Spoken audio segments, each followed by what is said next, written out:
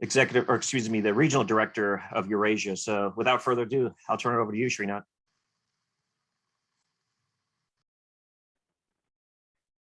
Thanks, George, and congratulations once again on your very important milestone in life. And it's wonderful to meet all of you. And thank you for the invitation, for your kind gesture.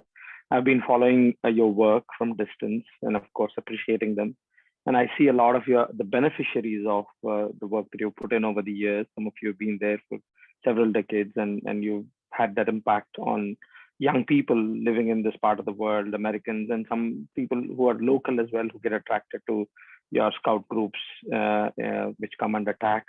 You're doing a brilliant job supporting all of them, extending the high quality youth program that you have in training across the Atlantic into these regions and all over the world. I mean, international scouting in BSA.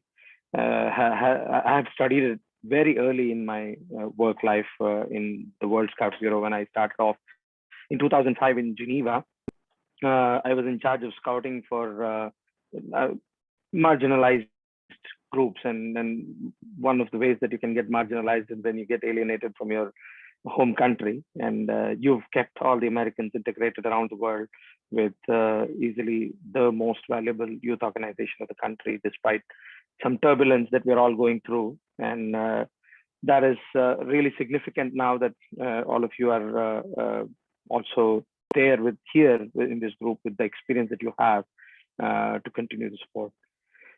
So I will give a short introduction to myself. I'm from India.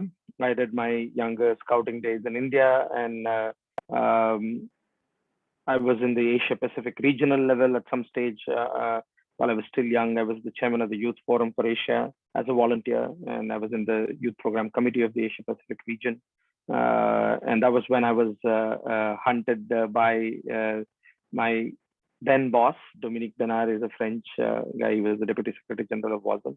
And I started off working on scouting for marginalized communities, disabled children, street children, and child prostitutes, child soldiers, etc.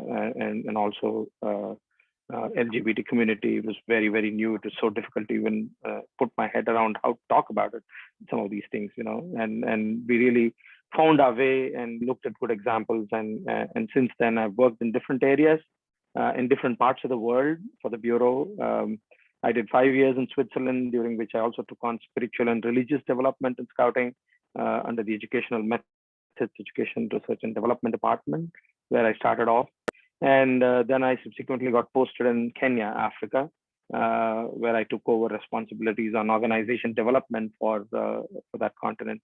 That was in 2010, and I was there for a couple of years. Then I was called back on duty to Geneva to take over a totally different area of work. And I was also working on child protection and safety in scouting.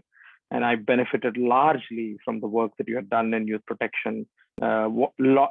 Almost all of what you see in WASM today was inspired by a box that was sent by, I forget the doctor, a dentist who was in our educational methods team, a wonderful personality from BSA. And he sent me that box and with all the videotapes and all the CDs and all your materials, written materials. And using that, we put the first ever child protection training together in the UK Jamboree in 2007. So you can take a lot of pride in having influenced what we do today in World Scouting coming out of BSA. So I came back to Geneva and worked in communications and external relations. I became the director for the organization's comms and external relations and partnerships. I was busily working in the UN and all the, we created a new website, got some attention, and then what Josh was saying, then we moved our office to Kuala Lumpur at some stage. And at that time, I took over a new role heading the Office of the Secretary General. I was the administrative director first, and then I became the executive director, or the equivalent of chief of staff.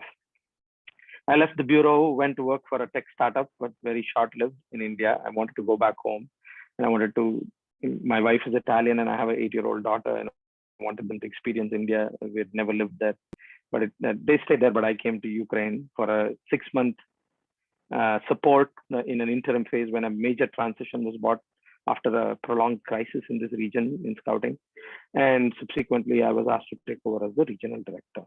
So that's my story, and I'm here today to share with you as to how we are managing the transition in a very complex setup, as you all know, in the former Soviet countries. And you would also see how some of our problems lie in our own way of handling things at the very beginning when we integrated these countries into scouting, in World Scouting.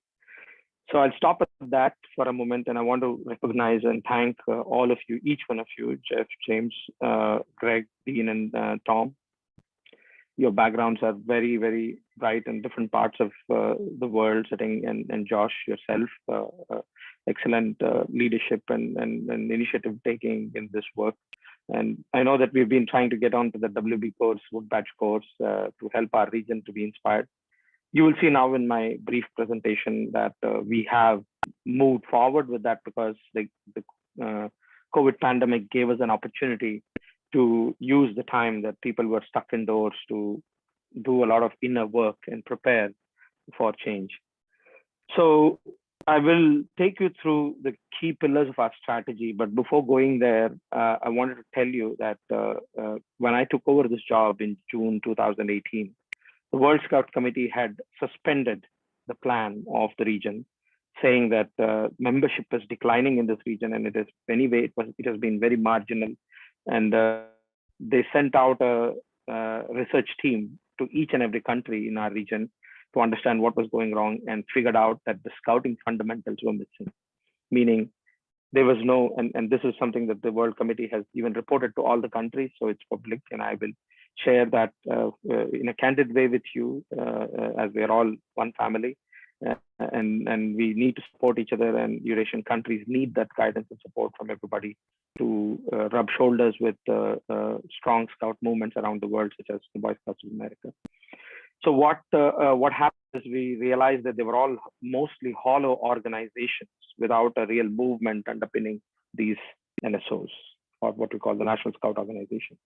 So meaning they were doing all the compliance requirements, general assemblies, they had national boards, and they would submit reports, but they had a few hundred scouts in each of the countries because they never met every week. They didn't have any youth program to run an activity. They would do annual summer camps, and that was all. In some countries, groups were meeting and formed thanks to support from partner organizations in the European region, particularly, who had moved. And a lot of them were even seen as bizarre people by the national organizations, and some of them got alienated. And they have been running scouting on their own, these people who have been running real scouting. And some of them have got disgruntled and left the organization and have been on their own. And this has happened in many countries, not just in one or two. So how do you bring change in such a situation, where all of these people are recognized member organizations involved? I give a metaphor to that. It's an analogy would be that you have a car that is running, and suddenly you realize there are fundamental problems in this, but you're not able to stop the car while it is running. You need to put the spanner in the wheel and try to make some changes. So that's how challenging it is here for organizations that are, in their name, the leading youth organizations in their country. Some of them have been challenged, and they have other organizations which have overtaken them. But most of them, because organized activities and community engagement has been so poor and limited in Soviet countries, we have not had people challenging us. But these organizations, to tell them that you don't have a youth program, you don't have any adult training, and that is why you don't have an impact on children, they are not seeing the transformation, and hence the movement is not growing, is a very, very difficult news to give. It is like telling somebody who's been doing a lot of things that suddenly that you're not alive, you're actually dead, you're just in your sleep dreaming of things. So that is how terrible it was. And we had to really work with them to build their self-belief, because we can't work against them. These are our organizations. How do you build that self-belief, yet having already given them the bad news? And we also saw that some of the countries had governance issues. And obviously, as you see, when scouting is not very good at the grassroots level, some of the national leadership reflects that, and it gets hijacked by individuals with other interests and agendas.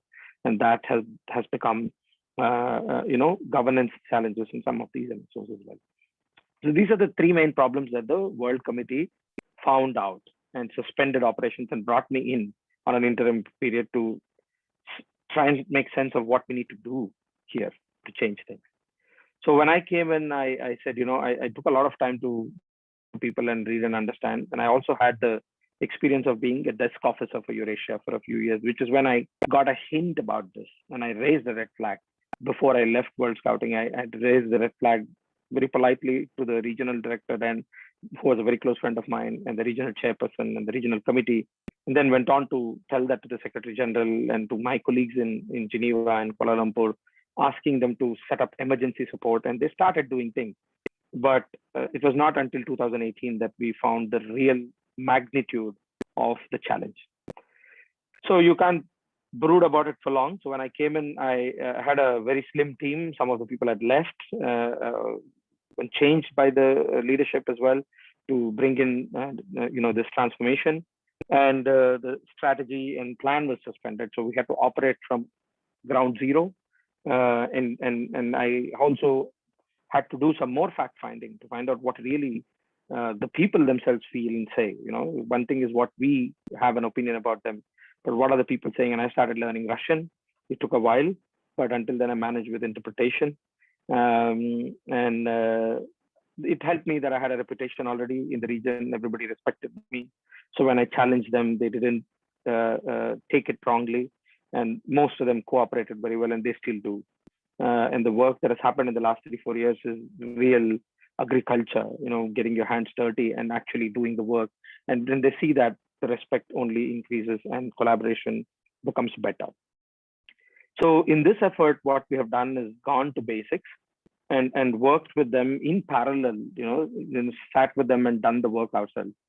So what have we done? And I'll take you through a little presentation to share about what we've done. But before that, if you have any questions or any comments at this stage, or anything that you'd like to share, any thoughts that came up in your mind, and take a break to drink a little water.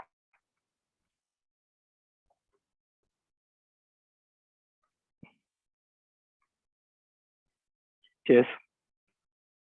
I see that you've given me right to share, and I see no comments coming up. So I'll move to the presentation if that's okay. Josh, do I see a thumbs up from you? Can I go ahead? Thank you. So here's what we did in this region. This is a presentation that I made to all our NSOs that my team made a week ago when we had the World Conference. I'm using the same presentation, modified a little bit and targeted at you. But pardon me if it appears a little too detailed for you. Sharing is paused, it says. Let me resume sharing. Can you see my presentation? No? You do. Now because this flag, when it says sharing is paused, it doesn't bode well. Like I will try to move, and then you see, do you see the next slide? Does it say youth program? No, it doesn't. So let's restart again. Okay, that needs to change. Let's see. Okay, it seems to be working now. So I will try to change the slide. Now, do you see youth program there? We do, yes. Okay, great. Thank you. So I see all of you as well on the side. We were given 3 major issues, right? And initially, when there is a crisis, you can't put in place a strategy immediately. You need to do emergency response first. So what I did is I put together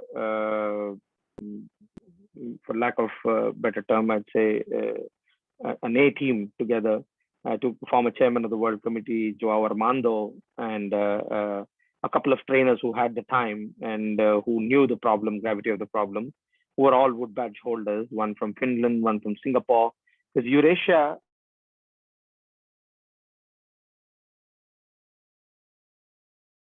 politics, because they have now already been part of the European region. I'm right now transiting in an airport, so it says my internet connection is unstable. So if you see the background which says Kiev is fake, I'm a digital nomad, as the new definition goes. Keep working while traveling, but it seems to be okay. So if you can't hear me, make some frantic signals, and I'll know if the internet is good enough to tell me. And so what I was trying to say is that we couldn't put in place a serious plan or any structured mechanism institutionalizing that very early. So we went on a second road trip here with well-meaning people, and we took it like any Christian missionary would have done. We went on the road, called everybody who's interested, and spoke about shared stories, asked them to tell their stories. So we designed an ad hoc 2 day fundamentals workshop where we said, we'll share about what we know about these fundamentals and you tell us what you've been practicing. So we're just talking to each other. So no blame and shame going on there. It was so hard yet, and we went on this trip. We chose four most suitable of the entire lot because having such a massive problem and limited resources, you can't solve everything at a go. So we started with a pilot approach. We went to four most plausible national organizations where we knew people had some sort of commitment, or we assumed, we thought, because a lot of other things changed as we went along. So I was coming out of a startup in India, an artificial intelligence based startup, data harvesting startup, and all of that knowledge of working using design thinking and putting users first was brought in here, and I focused completely on listening and understanding their problems in a much deeper way before we made a plan. So that led to understanding, the root cause lied in our own house. When we launched these countries in the beginning, we were in a hurry to make them members. We were so excited and a little opportunistic probably that we ignored our own process of adding new members, to go through the checklist a little bit and to help them have a movement in place. And it also didn't seem easy because there was so much that had changed in the Soviet societies for the 70 years, that they had a different kind of a system of life. And a lot of these countries had very powerful scouting before that, during the Russian Empire and the Tsar's period, because he was a very big proponent of scouting, having experienced it in UK himself. And that had taken a hit in those 70 years, and somewhat our movement had gotten replicated or hijacked by the pioneer movement, which was basically a replica but attuned towards catering the propagandist approach of the party there. And that pioneer movement's legacy also meant that people were very wary of anything that looked like the pioneer movement, and we were everything that looked like it. So there's a lot of red flags and red signals. So spreading the movement was not going to be easy. Yet we were in a hurry, and we invested the organizations into the movement. And so the movement building never happened, almost all of these countries. They all became members. They came to events and they had annual camps and ephemeral level of scouting, some people wearing the badge. All of them believe in those values, but just because you wear a uniform, make a promise, attend a summer camp, you don't transform yourself as a young person in scouting. You don't become that person who can change the world. You need to go through the grind of all the activities in the youth program and under the guidance of trained adults who are able to allow for that growth and learning. And with that missing, we had to now understand how we can put that. And now coming back to the car analogy, it's moving at some speed. I need to put a spanner in, change the spanner, change the wheel, probably even make changes in the heart engine. So that's as challenging as it is, because people have huge resistance. They're already in some momentum. They don't like to do the things. They can hear you, they have the respect, but when it comes to the grind, it is not easy. So what we did is we said, we are not somebody who's commanding you, which was the usual approach in the past. The regional director and the regional office was command and control approach. So that's what was, familiar in this territory. And it worked for the organizations, but it won't work for the movement. You need to have all the elements that Baden Powell had in the very beginning for scouting, and Greg, having embodied him in several wood badge courses, will know how open-hearted he was and how humble and modest he was. He was a war hero, and yet he was learning all the time, even when this movement was spreading. So we adopted that kind of an approach and started working with them, whatever they needed. Startup approach, right? When you recognize a need, you build that. So we started doing that and kept a very agile management approach, not over investing on one idea, thinking this will work, but trying something out, testing it out. And if it's working, then invest more. and make it work with one pilot and then spread it to the others. Bring them together to help learn from each other. So what we did in youth program, we basically wrote a new youth program because we need to also help them get a advantage, in terms of all the lost years, 30 years. How do you help them get a head start now? By giving them the best youth program that we can access in the world. And I had that opportunity because I had the contacts and I've been in that area before I got into senior leadership of WOSM. So I dug up all of those. I put the really big team together. My own boss started to work for me, ex-boss, Dominic Binar, and started writing educational materials from the best of the world. We asked the best NSOs of the world to give their program materials, and we digested that and made it up to date to the newest youth program policy at the world level, cutting edge youth program. And for the first time, did an official translation of that to Russian. It took a while, to write that together, but we kept working with the national organizations, already getting them ready for these things. And immediately after that was done, when your wood badge was supposed to happen in 2019, was it, or last year? Last year. I was supposed to use that opportunity to bring some of the people in from our countries to introduce them to the concept of wood badge. There was zero people with wood badge in the region. So it was a land of the blind, right? So anybody who knew a little bit about program and training was the king. So we wanted to bring them to see what it is, a wood badge, to bring them to see Greg playing Baden Powell and to see what it means to go through the training and be of that quality at the end to deliver the scout method.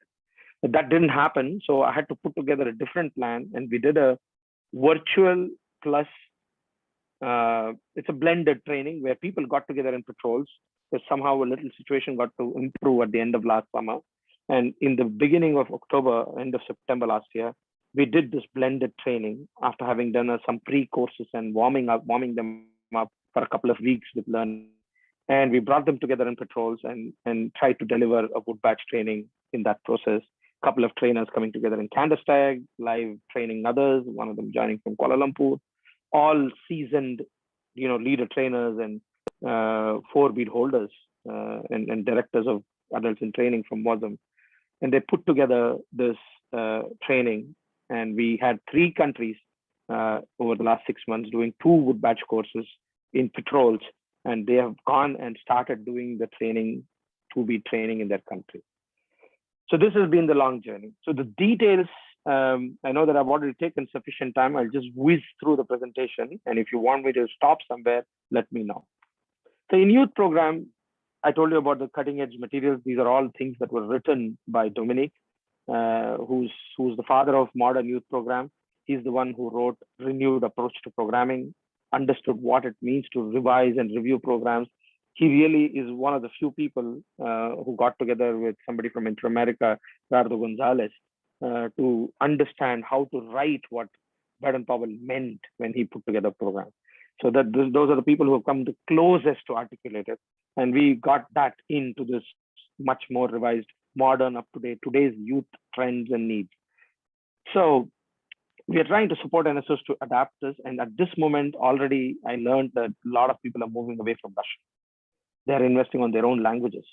So we said, no problem. We've already worked to do it in Russian, but you will translate it to your own language. So we helped them create a lexicon, a terminology, a glossary of 1,000 words, or 1,000 phrases of popular scouting ones in their own language first, based on the English, Russian, and French base that we had given them. And they created their own terminology and started to translate these materials in their own language. It has now been translated into at least 5 languages in our region: Georgian, Armenian, Azerbaijani, Ukrainian, and Romanian in Moldova. So, and we will have newer countries coming in, Uzbekistan and Kyrgyzstan. They will also translate it to their own language. So the next thing is, so we created a model package of the youth program so that people could, directly consume them. It wasn't that straightforward when they used it. So we made handbooks for each of the age sections for young people as well, so that young people who haven't had this knowledge got this document that they can follow through their progressive scheme for 4 age sections: Cubs, Scouts, Ventures, and Rovers. so that gives a journey of how they go through everything. This is not really highly recommended because we want young people to do it on their own creativity, a logbook. But for the first few years, we need to have some structure to hold so that the youth program is fully lived through and there are no shortcuts and skips by the leaders who are new to this and can see this as cumbersome. So though we've given a little more details about the handbooks here and the slides are in Russian. This is so that the national organizations who came together before the World Conference can see how these things can help them. And I'm going to go. And so, like you see this page on emotional development, it talks about one of the competencies the person is going through. This is for the Scout section. How do I manage my emotions? There are 4 inner compasses. So compass is the symbolic framework here. So some of these things are there to log what the person has done to analyze emotions, express, to manage, and to anger management and all of these. One competency of emotional intelligence or emotional development in scouting. Then going further, you see it gets a little bit more intense. We have the educational objectives coming in so that the child or the young person understands what transformation the activities are bringing in. It's not a worksheet to fill up, but it is mainly reflecting on what program cycle brings in a camp, in a weekly patrol activity, so that they can have this as parallel reference. It's a bit too written, and I wouldn't really encourage that in a well-run machinery of scouting. So we've had several KPIs that we are working towards. It means we are managing now. When Josh came to our regional conference in 2019 September, we had already been 1.5 years into the transition period.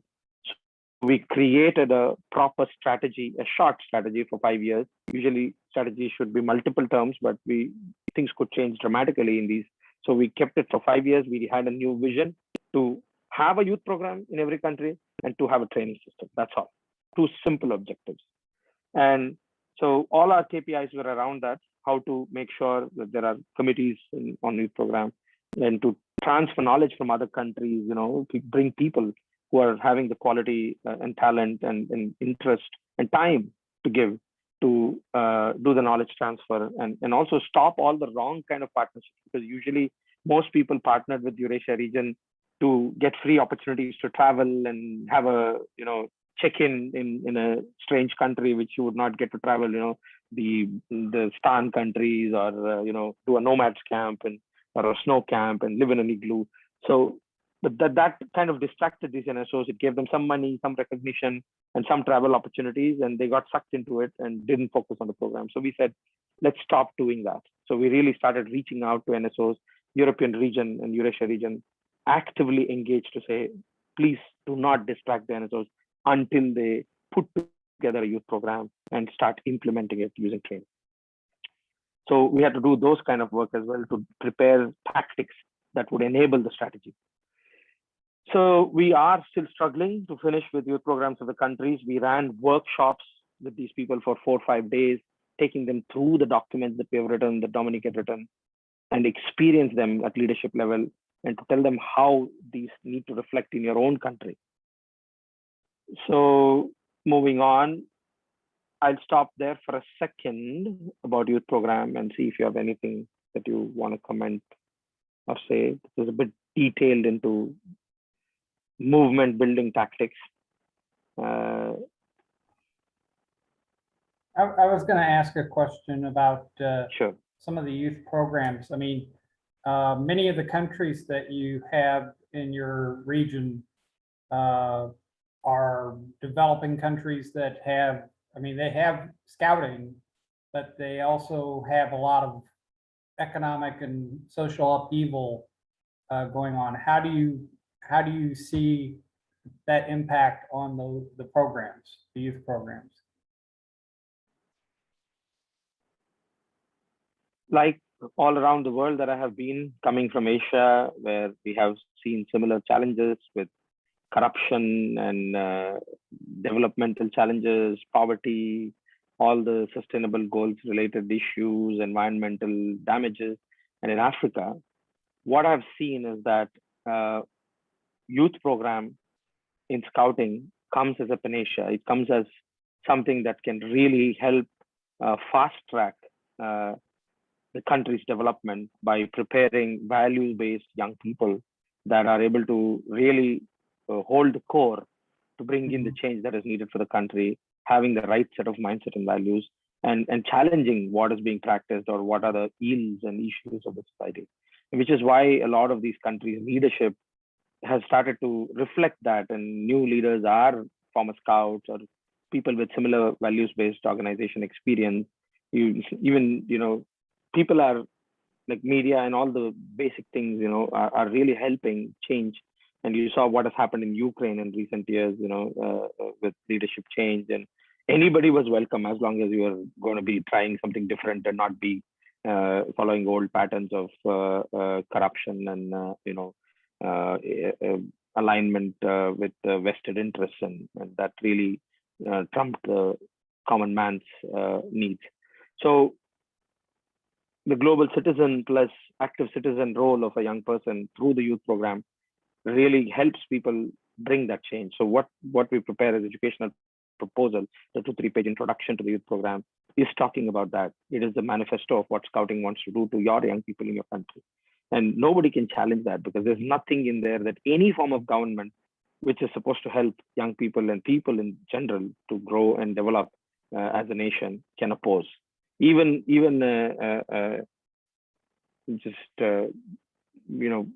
using creative names, regimes or old school mindsets, kingdoms, and all of those cannot contest what we are trying to do as good. So I personally feel that you having a good youth program is important, and even BSA and India, all of these big countries need to keep renewing to reflect the needs of the modern young people, and that we know how to do that now.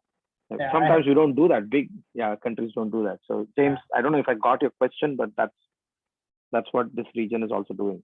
I had some experience a few years back with I was stationed in Kabul with the U.S. government, and I had the chance to interact with the Afghan scouting program there. They would come on to our base once a month or so, and we would do different programs with the youth there. And it was interesting to have both young Afghan girls and boys work together there on our base. And I'm just curious, I know that culturally they're probably going to revert back to some of their previous things, and the programs are probably going to separate for the young women and the young men, which to me, I see that happening in a lot of countries where we have instability. Is the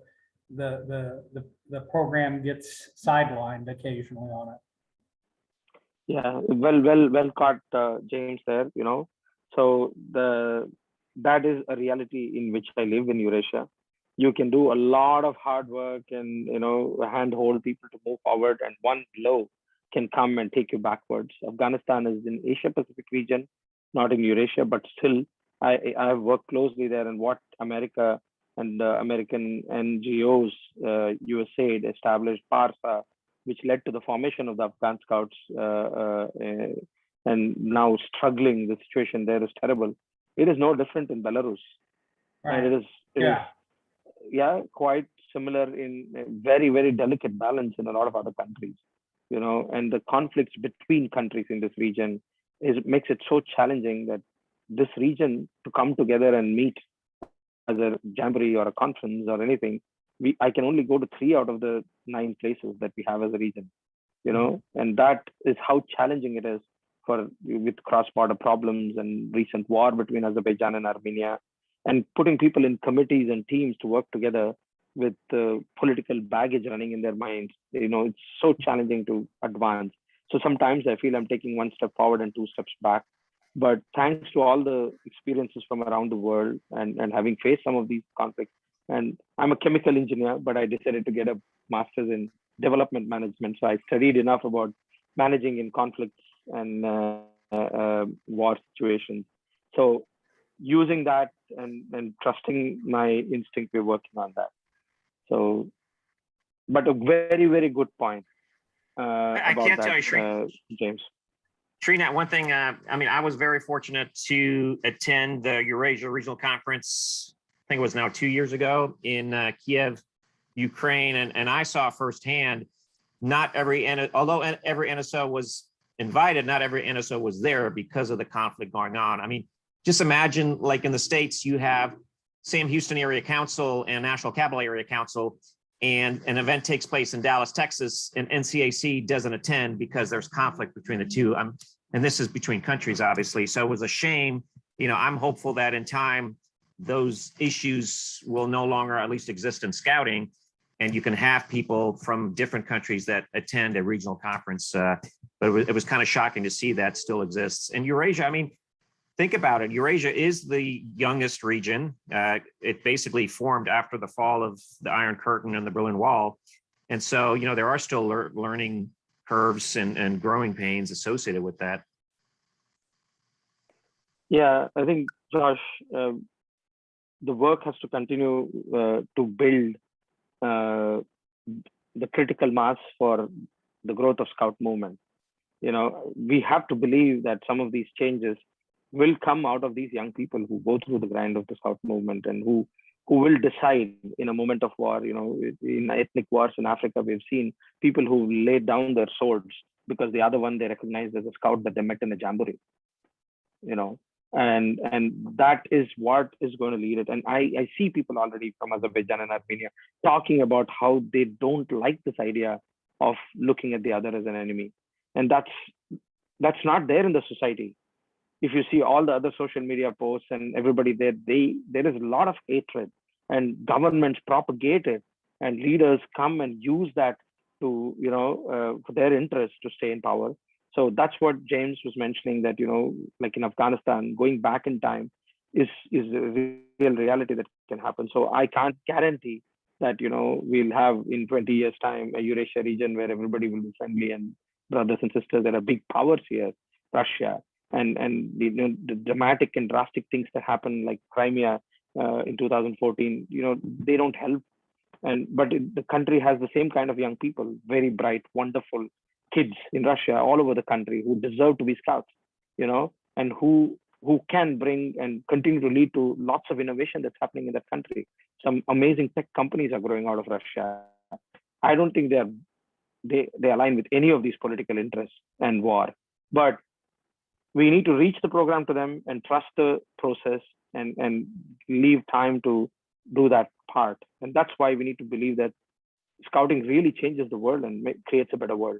And in here we have, you know, it's not very beautiful looking, the work that we are doing, but that work will lead to some of those things that these countries need in the long term.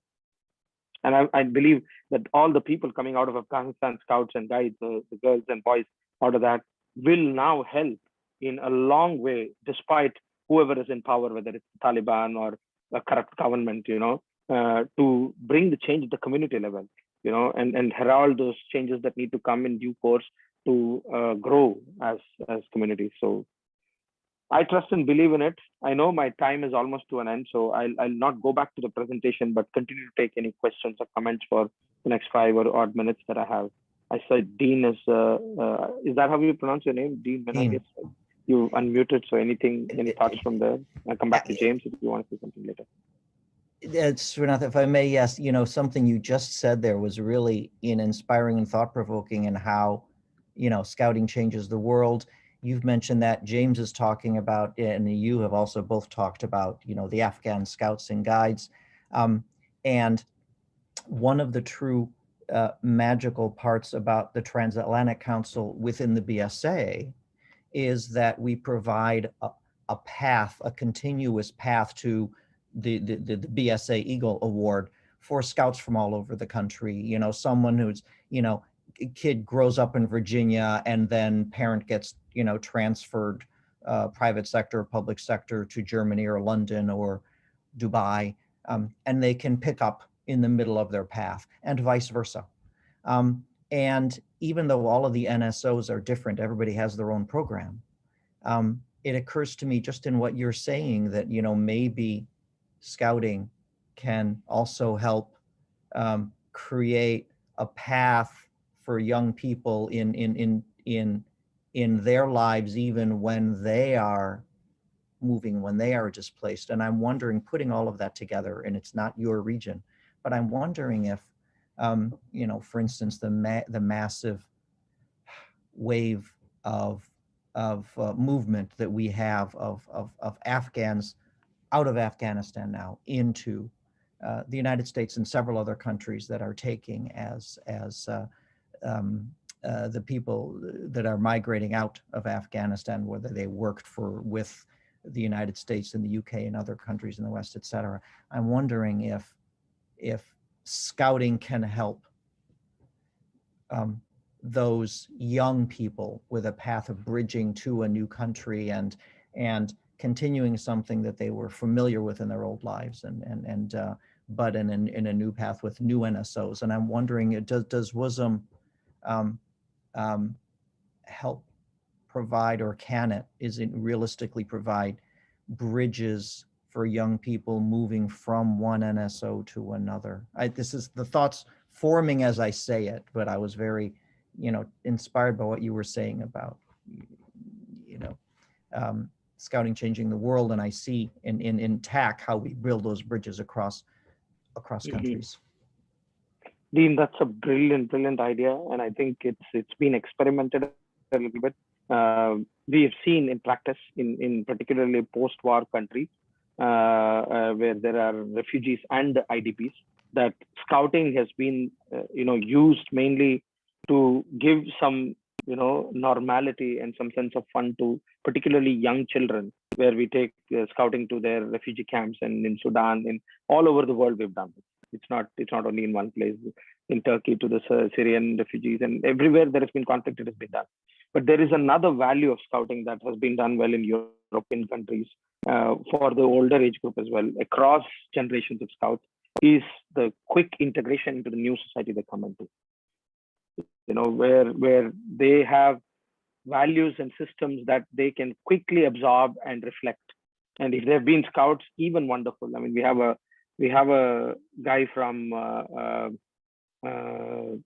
Congo, Congo Brazzaville, not Democratic Republic of Congo, who landed up in Russia, who saw that Russian scouting is going downhill, and he started a scout group instantly with all people from Africa and Arab world who have scouting experience, and started rover scouting, set up a scout group overnight.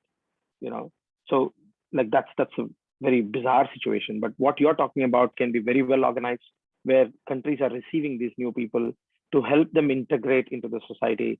Scouting can make a huge difference, because if you go into a classroom, there is most likely a huge shock waiting for you. Not just the quality of education that is different, but that's content, but also all the other ways of life of people. They have their own systems, and you find it a glass ceiling. You can't exit your system. You can't enter there. Every time you talk or you dress or you eat, it is so bizarrely different to the others that you will back off and say, even if you are an extrovert and a socialized guy, you will say, my goodness, that's so tough.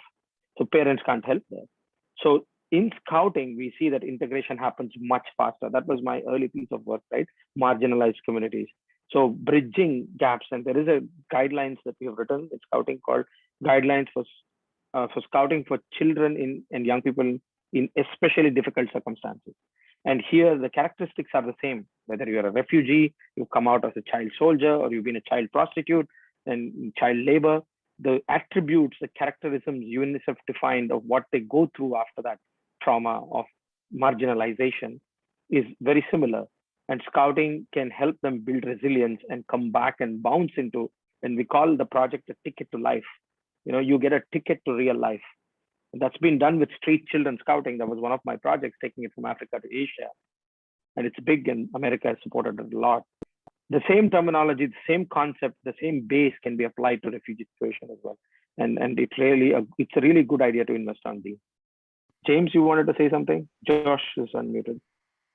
Tom, I know you had a couple of advanced questions. Did you want to ask any of those that you had sent previously to me? Yeah, I'll ask one of the questions, but I actually am really intrigued by the conversation that's going on now. So I'll ask the question, but then I'll ask a follow-up comment.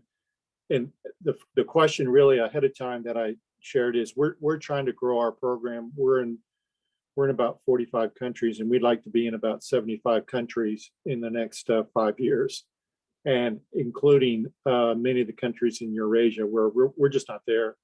So I was wondering if you could provide us perhaps some, offline, some introductions to international schools or international communities where perhaps a BSA program might help you grow the scouting program. We would certainly be delighted, to have that opportunity.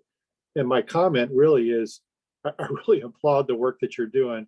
You're not just growing scouting in a part of the country, part of the world called the Eurasia, region of the World Organization of the Scouting Movement, but you're really providing hope and inspiration to scout leaders like those on the call and like those that will see this presentation later, because of the work you're doing to provide some of the training. I'm very impressed with the I know I saw the one slide on understanding emotions, understanding how to manage your emotions, understanding how to manage your anger. And so much of the conflicts in today's world happen because we just don't know how to chill out and understand each other and show respect. And I watched an American football game yesterday where a player hit a coach on the opposing side and he was kicked out of the game. But if you looked at the film, the coach actually hit the player first, and he just reacted normally. And wouldn't there been a better way to react, which is to kind of take a step back and really understand what's going on, and not just let your anger get the best of you. So I'd love to learn more about the emotional work that you're doing, the managing emotions. I don't think we really have that in our American Scouting program to the depth that you have. So I'll pause and let you comment. Thank you for picking that up, Tom. I even mentioned this to Jean when she was, when she took over as the youth program in charge for BSA. I've been around the world, and this is an area that has not been invested. We haven't figured out how to work on this before. I'm also personally invested in a lot of study on psychology and transaction analysis and stuff like that these days to understand how we can bring that into scouting education. I had to really do a lot of work and push people who are also new in this area, because this is something that has not been articulated well. It does happen in BSA, but we haven't learned how to articulate the objectives, because when your leaders talk to them in the middle of some crisis their child has in a camp, or an issue that the person is going through in their personal life, there is emotional development happening, but we haven't learned how to articulate. And if you don't articulate and register that as a learning, there is no emotional intelligence growth that is happening. If you look at the work of Dr. Daniel Goleman of Howard University on emotional intelligence, this is very new, even in the world. It was in the 90s only that somebody first defined different intelligences. Otherwise, math and science was our intelligence. So Baden-Powell at that time had said that emotional development is a significant other area of development. So we separate that out. I'm very happy to share those materials. They are new. I told you we needed to give them a cutting edge break ahead. But other countries around the world, my own home country, India, looked at it with shock and said, we're going to use it. The European region, the regional director, my close friend Abir, she has taken it to take it back to European countries. So what we're doing in Eurasia, you're right, is an experiment to make a very high quality youth program that is current to today's young people. And it's applicable to across the world. I've been not only in Africa, in Asia, in Inter-America, in Europe, where countries can do with upgrading their youth program. It's a work, it's labor. I'm sending you the link to this for your interest, for the children in especially difficult circumstances document I wrote 16 years ago with a team of volunteers, some of whom have retired from scouting now. But I'll also send you separately through Josh the materials on emotional development and other areas in detail. And it's a good read. It's 600 pages. But if you're really interested in rover scouting particularly, we have a totally new dimension of how to upgrade rover scouting. And a couple of quick slides that I don't think we have time to show. We are having a model rover scouting event next May in Moldova. And that is going to be like nowhere in the world. We are going to start rover scouting already at 9.5 out of 10 and do a huge kickstart, King Rover commissioners, because that's the finishing school of scouting. You know, you start as a young person, but we actually sell the educational proposal as to what a Rover Scout comes out at the end looking like, you know, at the end of it. So we really are going to work on all those things. So you're welcome to come and be part of these things. And I'm very happy, Tom. That was you've been a true executive director. You immediately picked up what you need in a new region is contacts to the expatriate communities, the Americans and other people in these. And I'm very happy to provide them. Unfortunately, I am also an expat. I thrive on my networks with these communities. The children go to the same ballet schools. And so the embassy staff and all of them are pretty close friends. So, but it's not difficult to reach out to them. I have the networks here and in all these countries. I'm happy to link them up for you. It is important. Your presence here will also help reinforce the local scouting. So happy to work with you on. Any other questions for Srinath before we move on? Srinath, just something very quickly. I'm a lawyer by training, and I remember when I was studying international and public law. We were looking. I remember at the end of the when the wall fell, there was an initiative to help the countries of the former Soviet Union create new constitutions, and the initiative was just the same kind of thing that you're doing. It was setting, taking a model of cutting edge, what it would be if you're starting up from scratch, how you would do something that's the best possible way. And I see that echoed in what you're doing in these countries, in using this as almost as a greenfield operation to say, okay, let's take from all around the world what are the best possible reflections of scouting. So it's very inspiring, how you've approached this in looking at the global resources and trying to set the standard at the highest possible level as really a model to the rest of the world. It's very inspiring. Thank you very much. Thanks everyone. Thanks team for those very kind compliments and for recognizing and valuing the work we're doing here. Sometimes it's difficult when you wake up the next day and people are not interested or not able to take it on here. But we have to be there. We can't be any level less. The cutting edge is the least. So I would thank you for all your time and attention to this. And I'm sure we'll have a lot of opportunities to work together going forward. I also want to thank you to, all the integration of ideas that are happening here, waking up to what's happening in Afghanistan, in your own localities, the work that you're doing. I see your agenda is very interesting. My best wishes for you. I also want to take a moment to send my gratitude to a couple of mentors and guides for me who are now leading your organization, particularly Roger Mosby. He coached me and really trained me on how to go from young in that definition, because we only had senior management people above 50 at that time. So I was 35 and then I was colored, and we didn't have that kind of a diversity.